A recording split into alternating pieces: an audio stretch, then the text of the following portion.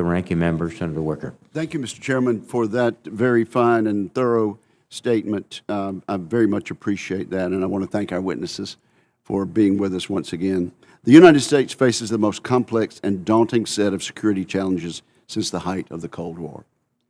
And our witnesses today are on the front lines of those challenges.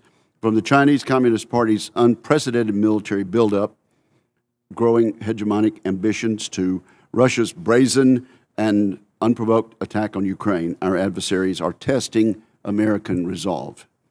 Our foremost adversary and competitor, the Chinese Communist Party, has stressed both SOCOM and cybercom in ways we never imagined a decade ago.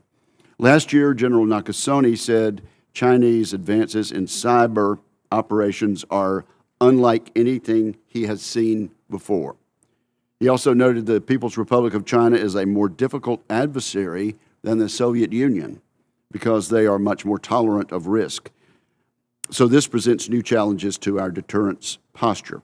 Although Beijing may be our foremost adversary, others are not far behind. The cyber capabilities of Russia, Iran, and North Korea have continued to surprise many.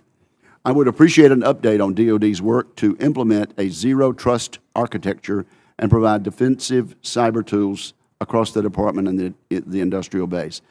I also look forward to discussing how collaborative cyber activities with our allies and partners, such as Hunt Forward operations, have helped to identify vulnerabilities, mitigate threats, and strengthen our network defenses. Military success in cyberspace depends on the readiness of our cyber mission forces.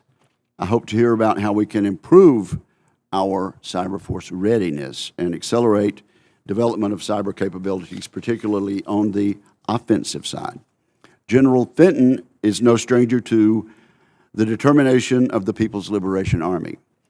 Having served as commander of our Special Operations Forces in the Pacific and the deputy commander of INDOPACOM, his challenge is twofold: to build a force capable of enhancing our deterrence and warfighting in the Western Pacific, even as the threat environment facing our nation demands that SOCOM should remain fully engaged in the fight against violent Islamic terrorist groups across the world, from Africa to South Asia.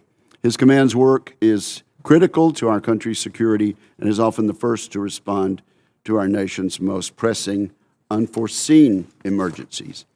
In the 2022 National Defense Strategy, General Fenton's forces have been asked to assume significant risk.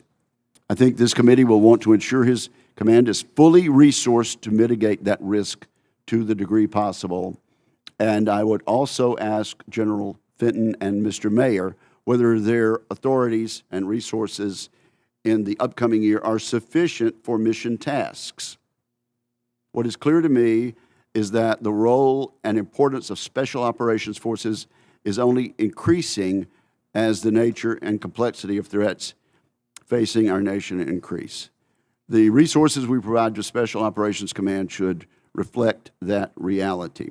Our first job in this committee is to provide the tools our military needs to deter and, if not successful there, to defeat these threats.